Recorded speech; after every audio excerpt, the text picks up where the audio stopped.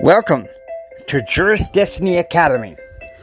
The current episode is Ambivert and the Myers-Briggs test. So get ready, because court class is about to be in session.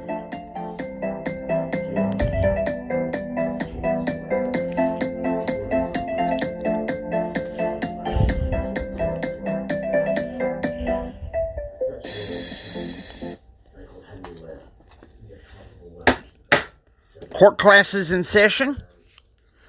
Today, I want to talk to you about the Ambivert and the Myers-Briggs test. How many of you out there have taken the Myers-Briggs test? Be something interesting to know, okay? Now, I've taken at least 3 times in my lifetime. The first time was the first time I was at Chris Cole Rehabilitation Center for the Blind in Austin. By rehabilitation, I mean vocational development. They should really change that term. In fact, I make lobby for the change of that term because it's so last century, you know what I mean? We need to change it to make it look a lot better. Because there's so many misconceptions about rehabilitation among the general public that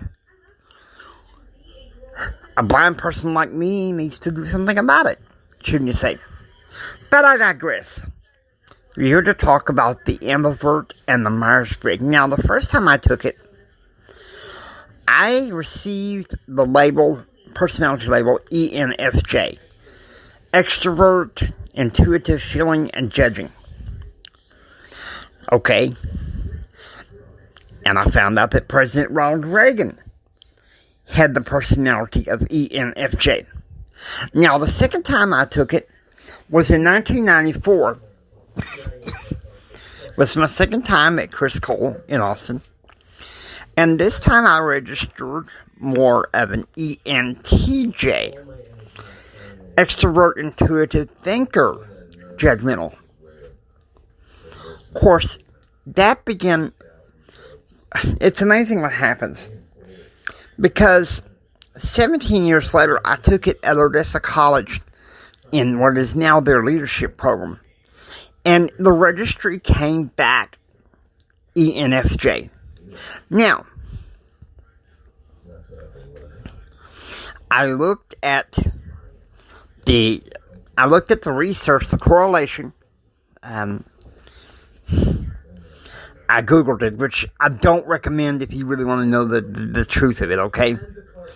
And maybe my next writing of the winning personality, a values-based approach to entrepreneurship in this economy, I would delve a little bit more into the research of it. But here's the truth.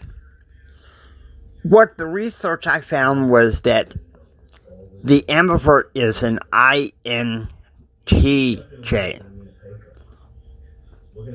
Now, that's not necessarily so. You see, here's the thing about the Myers-Briggs.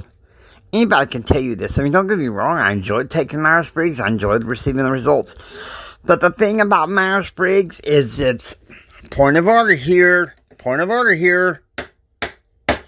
not foolproof. Okay?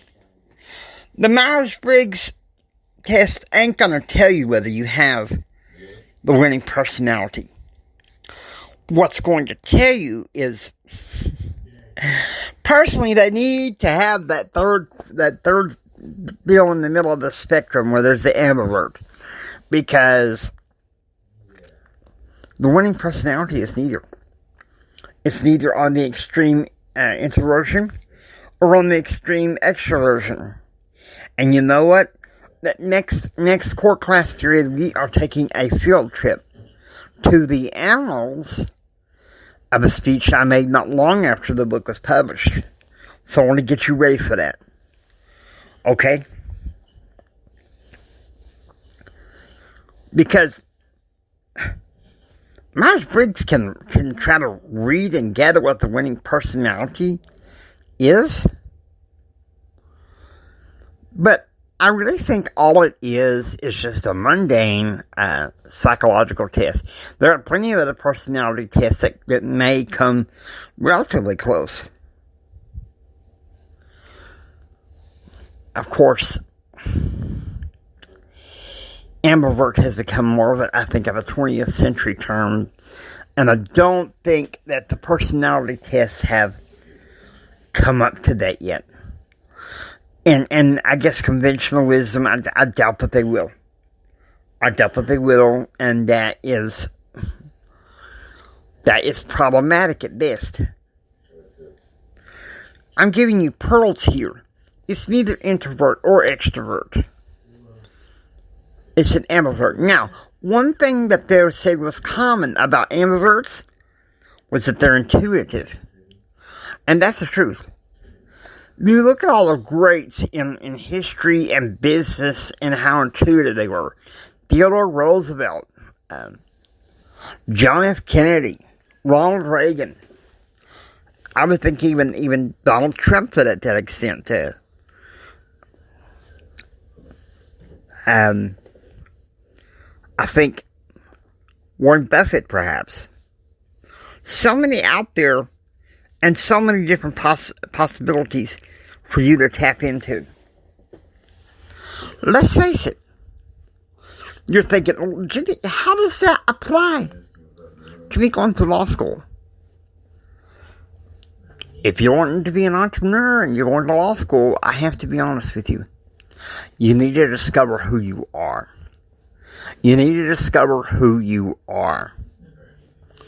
Because it's not just enough just to take a little personality test and then from that inference, that conclusion, say, whoopty, I have the winning personality. I mean, come on.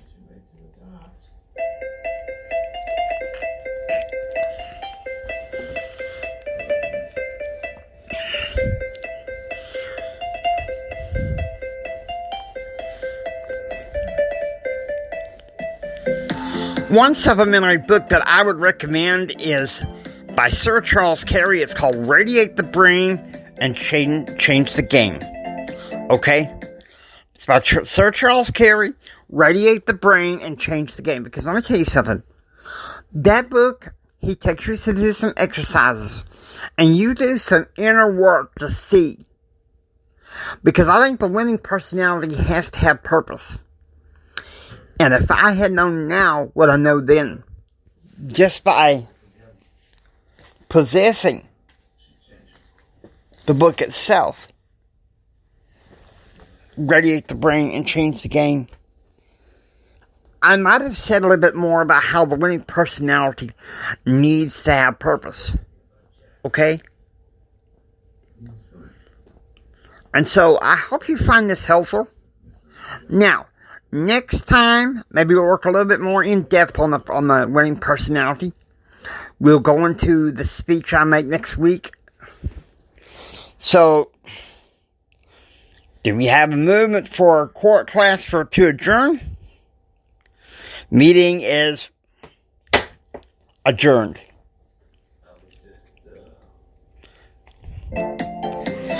We hope that you've enjoyed listening to Juris Destiny. If you like what you hear, please subscribe to this podcast. And feel free to leave us a comment on Spreaker or Podcast Edge. We'd love to hear from you.